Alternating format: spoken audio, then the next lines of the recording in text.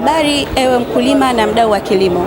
Niko hapa kukukaribisha katika banda letu la Taasisi ya Utafiti wa Kilimo Tanzania TARI. Tuko hapa katika viwanja vya Mwalimu Julius Nyerere Morogoro. Kama unavyoona hali ilivyo bandani kwetu, karibu sana upate nafasi ya kukutana na watafiti wetu, lakini pia utapata muda wa kujifunza teknolojia mbalimbali za kilimo. Tuko hapa na watafiti kutoka TARI Mlingano, ambapo utapata nafasi ya kujua teknolojia bora za zao la mkonge, lakini pia tuna watafiti kutoka TARI Dakawa, TARI Ifakara, ambapo hapo utapata elimu juu ya uzalishaji wa zao la mpunga. Lakini pia tuna watafiti kutoka TARI Ilonga, ambapo hapo utapata nafasi ya kujifunza kuhusiana na mazao yote jamii ya mikunde.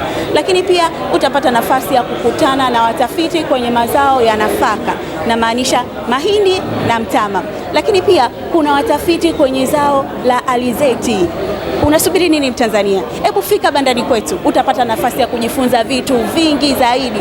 Hatujaishia hapo tu, tupo na mazao yaliyoongezewa thamani baada ya mavuno. Ukifika hapa utajionea mvinyo wa Bibo. Umeshawahi kuona mvinyo wa Bibo kweli? Karibu bandani kwetu. Sio mvinyo wa Bibo tu, tuna biskuti za mtama, tuna biskuti za mbaazi, tuna tambi za choroko, tuna tambi za kunde. Hatuishi kwenye uzalishaji tu, tunaenda mpaka kwenye kuongeza thamani ya mazao baada ya uzalishaji. Unasubiri nini mwananchi na mdau wa kilimo? Karibu bandani kwetu. Tumekuja na teknolojia mbalimbali. Kwanza kabisa, kituo chetu ni mahususi katika utafiti wa zao la miwa. Nasema miwa ya kutengenezea sukari. Mpaka kufikia wakati huu tumefanikiwa kugundua mbegu mpya 13, ambazo katika hizo 13 mbegu mbili ambazo ni Tariska 1 na Tariska 2, hizi ni mbegu za Kitanzania ambazo zina ukinzani au zina ukinzani wa ukame, na pia zina mavuno mazuri, ambapo hata wakulima ambao hawana mifumo ya umwagiliaji wanaweza wakazitumia. Na zaidi ya hapo, tuna mbegu zingine ambazo zinahitaji umwagiliaji, kwa mfano R579 na N25. Kwa hiyo katika hiyo miwa tunaweza kuzalisha sukari kama ni zao mama, na baada ya sukari tuna mazao mengine ambapo ni kama inaitwa molasses, ina matumizi mbalimbali kwa wanyama, na pia kutengeneza ethanol ambayo inatumika kutengeneza vilevi mbalimbali.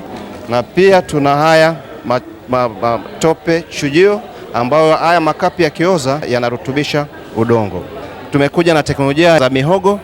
Hadi kufikia wakati huu tuna jumla ya mbegu bora 27, na mbegu hizi ni kwamba zina ukinzani dhidi ya ukame. Kwa hiyo sasa hivi katika mazingira haya ya mabadiliko ya tabia nchi, ni zao muhimu ambalo linaweza kuongeza tija kwa wakulima ambao wengi wao hawatumii umwagiliaji, na pia kuongeza ni kama inasaidia kuleta usalama wa chakula katika jamii zetu, na pia kama biashara kwa kuongeza kipato, kwa kuwa mihogo ina matumizi mbalimbali.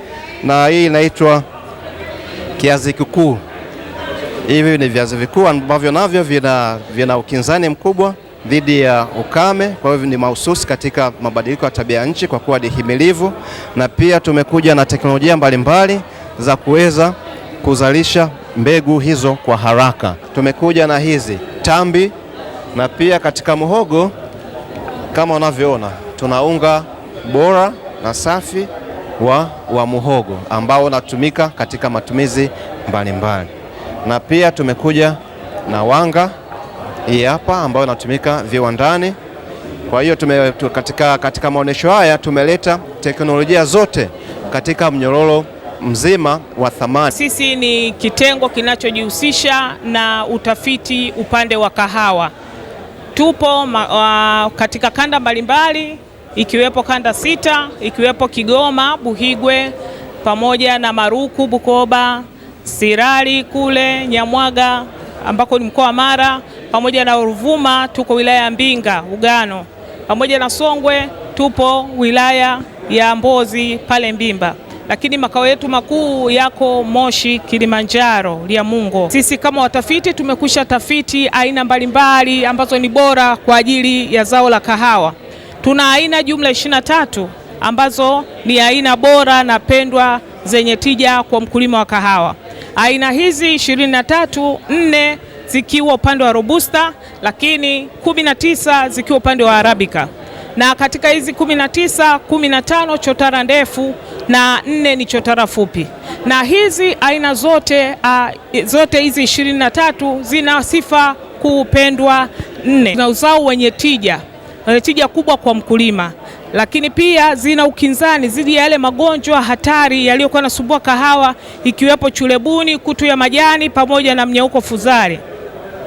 Haya yote magonjwa, kutokana na utafiti wetu, tumeisha pata aina ambayo haiambukizwi na haya magonjwa matatu, ikiwepo fuzari. Ya mnyauko fuzari ulikuwa unasumbua sana ile kahawa ya Robusta. Kwa sasa hivi ile aina ambazo tumezigundua sasa, tumezifanyia utafiti, hazipati changamoto hiyo. Lakini kwenye upande wa Arabica kulikuwa kuna magonjwa ya chulebuni, CBD pamoja na kutu ya majani ambayo ni coffee leaf rust. Hizi aina bora ambazo tumezifanyia utafiti, hizi 19 za Arabica hazina kabisa, haziwezi kupata changamoto ya maradhi hayo. Kwa hiyo tumekuja kuambia wakulima wa Morogoro ambao mwanzoni kilimo cha kahawa kilikuwa nalimwa Morogoro na walikuwa wanapata changamoto za haya magonjwa. Tumewaletea hii aina bora na tunawashauri ya kwamba watumie hizi aina bora, hawatakuwa na changamoto zile za dawa mara kwa mara. Mkulima akizingatia kanuni bora hizi za kilimo ambazo tumeziweka katika machapisho yetu mbalimbali, ataweza kupata tija katika zao lake la kahawa.